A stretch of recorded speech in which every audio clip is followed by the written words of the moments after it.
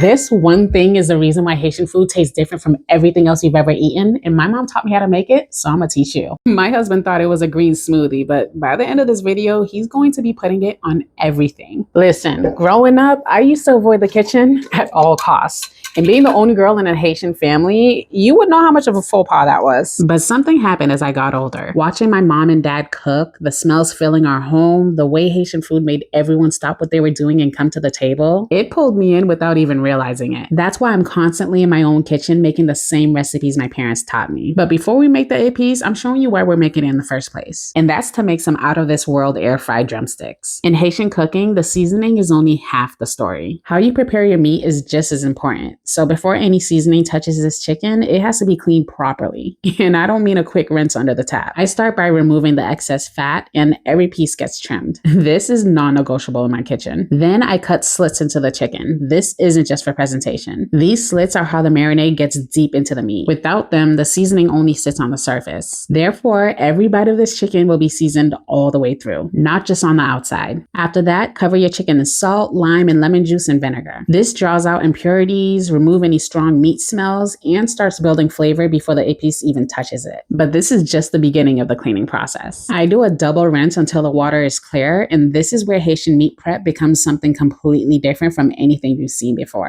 This is called chode. We pour boiling hot water directly over the chicken. But this isn't just about cleanliness. The hot water also tenderizes the meat and seals in everything the lime, lemon, and vinegar just did. It prepares the chicken to absorb the epis at a completely different level, though it does eliminate bacteria that cold water can't touch. So when Haitian chicken tastes different from any chicken you've ever had, this is part of the reason why. The epis is the next process. So what exactly is Haitian epis? If we're getting technical, the word comes from the French word for spices. But epis is so much more than a spice blend. And unlike dry seasoning blends, epis is a fresh, wet marinade. It's a foundational base that goes into virtually every Haitian dish. Chicken, beef, fish, rice, everything starts with epis. If you're familiar with Latin cooking, their sofrito is their Haitian epis. Now, every Haitian cook makes epis differently, passed down through generations, adjusted over time, and made personal. So if you've ever had the pleasure of eating Haitian food and couldn't figure out why it tastes so different from anything else, now you know. There's no strict ratios, but this is mine. I start with the bell peppers, green, red, and orange for sweetness and color, scallions, yellow and red onions, and shallots for depth. A generous amount of garlic and fresh parsley and thyme for herbal brightness. But here's where it gets interesting. I add scotch bonnets or habanero peppers for heat, and you can control how much. Cloves for a warm aromatic note, and oil and vinegar to bring everything together and help preserve it. And then my personal addition that not everyone uses, ginger. Ginger actually introduces a fragrant, pungent note that complements the herbs and garlic without overpowering them. Listen, this is going to enhance the entire flavor profile in a way that's subtle but unmistakable. This little hack came from my mom. And instead of Maggi chicken bouillon cubes, which most Haitian cooks use, I use Better Than Bouillon roasted chicken base. It's a small swap with a big difference. Now remember, before anything goes in the blender or food processor, everything gets a baking soda and water wash. Regular water alone won't remove pesticides and residue from fresh herbs and vegetables. This step matters especially when you're working with this many fresh ingredients. But the most important prep step is de-stemming the thyme. It's got stiff, woody stalks that don't blend well, and you don't want it leaving an unpleasant texture in your final marinade. So every leaf comes off by hand, and here's an easy way of doing that. Grab the stalk between your two fingers and drag it in the opposite direction of how the leaves are falling. After that, you'll have a pile of stems left over, but don't throw them away. Thyme stems are great for adding flavor to soups and stocks. Just toss them in while cooking and remove them before serving. When I tell you nothing goes to waste in a Haitian kitchen, okay, now everything goes in the blender with no specific order because it's all going to end up in the same place. But here's what does matter: consistency. I blend mine mostly smooth with just a little texture remaining, not completely pureed. You want it to coat your meat and penetrate the fibers, not just sit on top like a thick paste. And that's when you end up with this. Look at that color. That green comes entirely from fresh herbs doing exactly what they're supposed to do. No artificial color, no shortcuts, just real ingredients. Now you can slather that epis on your chicken along with any additional seasonings you like. I love using this chicken tendies and fries seasoning by Gustus Vitae. It's a kid-friendly seasoning, but I swear it tastes so good. I'm also going to add some garlic powder, some more fresh thyme leaves, and then a little bit of salt and pepper. Now this might not seem like a lot of seasoning for flavor, but that's because I'm adding a sauce on top of the chicken chicken that's packed with flavor once we're done air frying it. Now we're gonna let the chicken rest for the marinade to fully penetrate the meat. I always leave my chicken marinated overnight for optimal flavor, but if you can't wait,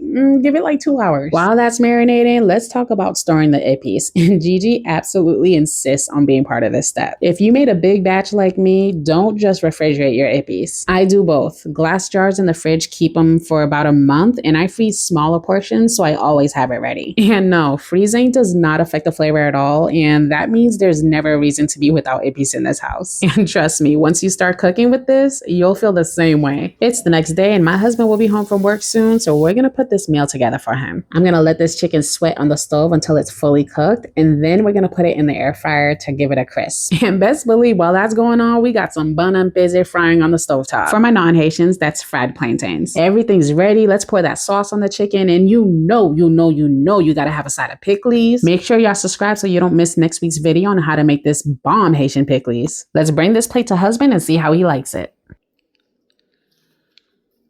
Oh my God.